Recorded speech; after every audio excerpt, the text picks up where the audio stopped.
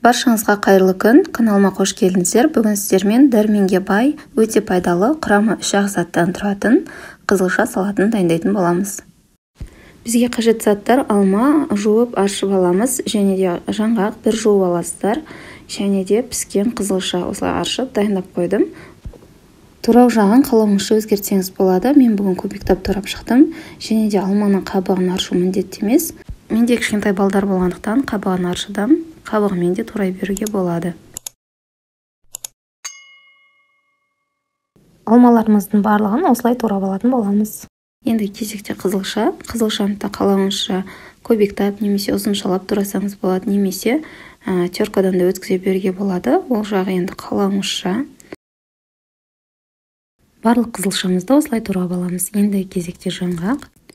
Жаңғақты да қалауыңызша осылай турап алсаңыз болады, немесе блендердің немесе оқтаудың көмегімен пакетке салып, оқтаудың көмегімен үстіне езіп алсаңыздар да болады. Мен осылай қолмен турап шықтым. Маған шамалы осылай ірірек болып жүргені ұнайды. Сол себепті осылай турап шықтым. Енді жаңғақтарымызды жаңағы дайындалған алма мен қызылшамыздың үстінен салып, шамалы бөлшегін бетіне сепкенге алып қалатын боламыз. Қалауыңызша анар мен мейізді де қосып жіберуге болады. Мен үстінен йогурт қостым. Қалауыңызша қаймақ немесе майонез қосып араластыруға болады. Мен осында 2 дана йогурт қосып жақсылап араластырып алдым. Мінекей, осымен біздің салатымыз дайын. Өте пайдалы, өте дәмді, керемет салат болып шығады. Тарелкамызға салып, үстінен жаңғағымызды себеміз. Осымен біздің салатымыз дайын. Сіздерге ұнады деген сенімдемін.